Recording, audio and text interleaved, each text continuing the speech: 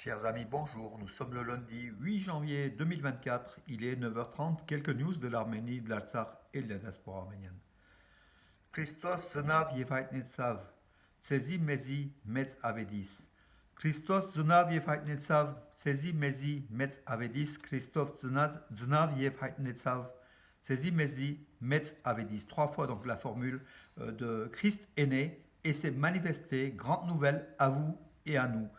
C'est ce qui a été donc, c'est lors de la messe de Noël hier à l'église apostolique arménienne de Roman, Saint-Nicolas. C'est ce qui a été prononcé par le père Kousik Sarkisian devant des dizaines et des dizaines de fidèles qui étaient venus nombreux pour cette bénédiction, donc de l'eau en fait aussi, hein, donc à l'occasion du Nouvel An arménien. Et les fidèles sont repartis avec leur bouteille d'eau, donc qui est un peu comment dirais-je, le symbole du baptême de Jésus dans le Jourdain. Voilà mes amis, donc Noël arménien a été fêté donc hier à Romans. Dans d'autres églises c'était samedi, donc le 6, logiquement c'est le 6 janvier. Et puis voilà, tout simplement mes amis, c'est la tradition arménienne. On était heureux de cette commémoration, de cette fête, voilà, de la nativité arménienne, qui est particulière en fait. L'église arménienne est l'une des seules au monde qui fête la nativité le 6 janvier. Donc hier c'était le 7, c'était un dimanche, mais logiquement c'est le 6 janvier. Kim Kardashian a félicité les Arméniens donc, à l'occasion du Noël arménien. Donc Kim Kardashian avec ses centaines de millions de fans qui la suivent à travers Twitter, X et puis Instagram et Facebook, hein, les réseaux sociaux. Voilà, elle a salué donc les Arméniens à l'occasion du Noël arménien. Elle n'oublie jamais cette arméno-américaine donc, qui est très connue. Hein. Elle n'oublie jamais les Arméniens et l'Arménie. Bravo à elle en tout cas. Voilà. Euh, le ministère arménien de la Défense, donc hier, a démenti, hier, oui, les rumeurs qui affirmaient qu'il y avait une pénétration d'un groupe de saboteurs azéris dans la mine de Sotk, donc dans la région de Geralkunik, à la frontière arméno-azérie, à l'est de l'Arménie. C'était faux en fait, hein, c'était des rumeurs. Et puis ces rumeurs parlaient aussi de tirs nourris de la part des Azéris sur les positions arméniennes frontalières. Yerevan dément ces rumeurs, peut-être pour un peu dégonfler la situation pour les pourparlers de paix. Donc, en tout cas, moi, je suis plutôt enclin à croire le ministère arménien de la Défense plutôt que les rumeurs. Voilà. L'ancien vice-ministre de la Défense de l'Azerbaïdjan, donc en vrai, la corruption en Azerbaïdjan, on en parle en Arménie, on en parle en Géorgie, mais l'Azerbaïdjan, c'est aussi un fléau, hein, même plus marqué que l'Arménie.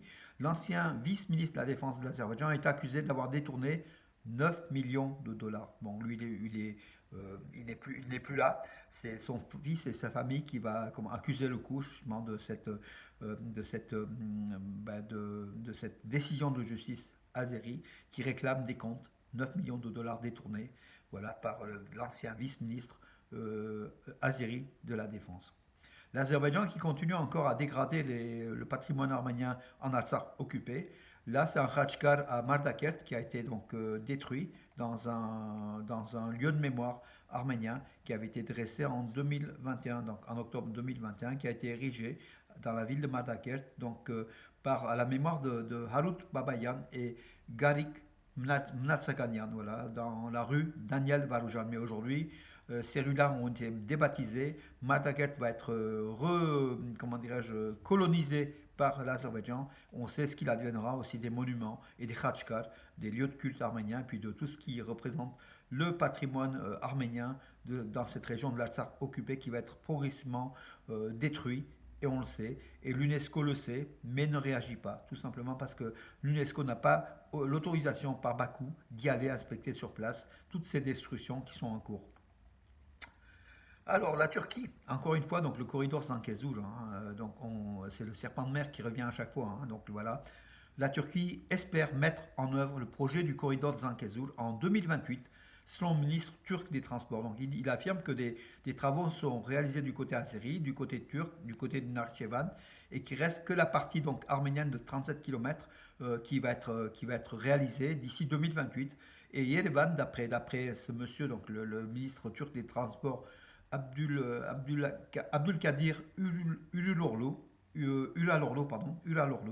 il affirme que le projet est en cours et qu'en 2028, il sera terminé cette route qui ira de l'Azerbaïdjan, traversera l'Arménie par le Zangezur, par le corridor de Zangezur, et qui ira au Nakhitchevan, donc une route de 224 km au total. Voilà. Il dit que Erevan donne des feux, comment des feux verts. Nicole Pachinian, donc par rapport des signaux positifs ont été reçus récemment de la part du Premier ministre arménien Nicole Pachinian concernant le soi-disant corridor Zangezur, en fait, voilà. En espérant que Pachinian ne cède pas ce corridor de Zangezur, sinon ça serait la partition de l'Arménie, ça serait l'Arménie coupée en deux entre le nord et le sud, et parce que un corridor, c'est la fin de l'autonomie, c'est la fin de la République sur ce territoire du corridor, en fait, hein. Voilà, l'Arménie perdrait ce passage, tout simplement, alors que Yerevan propose le carrefour de la paix, qui est des voies de transport, mais qui respecte la souveraineté de la République d'Arménie. Or, le corridor, s'il passe par le Zangezur, l'Arménie perd la souveraineté, l'Arménie est divisée par deux, on ne sait pas ce qu'il adviendra de la partie sud du Zangezur, en fait, hein, voilà, qui est entre l'Iran et l'Arménie, qui sera coupée par ce corridor. D'ailleurs, ma caricature est assez explicite, hein, donc j'ai fait à cette occasion-là. Voilà, la Turquie revient et je pense que le monde, la Turquie dit que le monde turc va être comme ça, donc il y aura une jonction territoriale du monde turc à travers l'Arménie. Voilà. On n'est pas d'accord et en espérant que le gouvernement Pachinian puisse aussi, comment dirais-je, rester fort face à ces menaces turco-azéries. Et nous, on soutient le gouvernement Pachinian pour qu'il ne cède pas. Il faut le soutenir, je pense, voilà, afin qu'il ne cède pas ce corridor.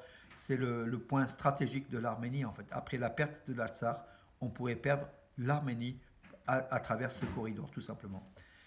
Voilà mes